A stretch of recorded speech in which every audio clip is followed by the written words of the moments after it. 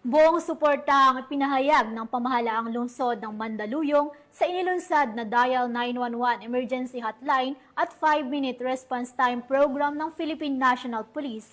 Mga inisyatibong naglalayong palakasin ang agarang tugon sa oras ng sakuna, krimen at emergency. Patroluman Jenny May Dolor sa balita.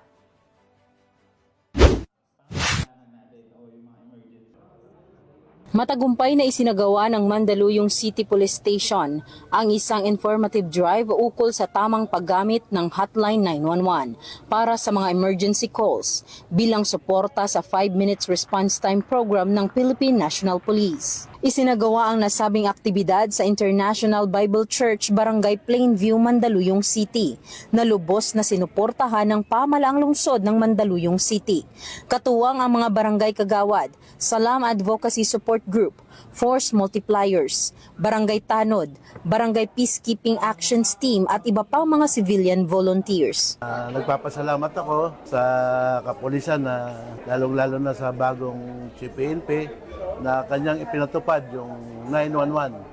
Napakabilis, lalo na sa bagong PP natin ng Mandaluyong. Talagang pinatutupad niya yung tamang responde para sa taong bayan ng Mandaluyong. Pinangunahan ni Police Colonel Jenny D. Tecson, Chief of Police ng Mandaluyong City Police Station, ang kampanya na layuning palakasin ang partisipasyon ng komunidad sa mga programa ng PNP para sa kaligtasan at seguridad ng mamamayan. Kabilang sa mga dumalo sa nasabing aktibidad ay si Police Colonel Aldren S. Grand, Chief District Directorial Staff ng Eastern Police District, na kung saan kanyang pinuri ang Mandaluyong City Police Station sa matagumpay na pagpapatupad ng programa at sa dedikasyong ipinakita para sa kapakanan ng publiko. Ang nasabing aktibidad ay patunay na sa tulong ng lokal na pamahalaan at mga katuwang sa komunidad, posible ang mabilis, epektibo at organisadong pagtugon sa anumang emergency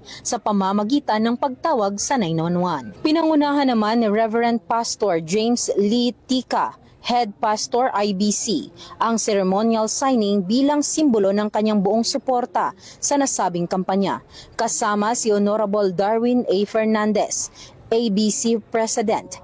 Tinapos ang programa sa pamamagitan ng isang pledge of commitment na sumasagisag sa matibay na ugnayan ng pulisya at komunidad tungo sa isang ligtas, mapayapa at maunlad na bagong Pilipinas. Hangad ng Eastern Police District ang kaligtasan ng bawat mamamayan. Ako po ang inyong Police News Network Correspondent, Patrolwoman Jenny Dolor, alagad ng batas, tagataguyod ng Balitang Pulis.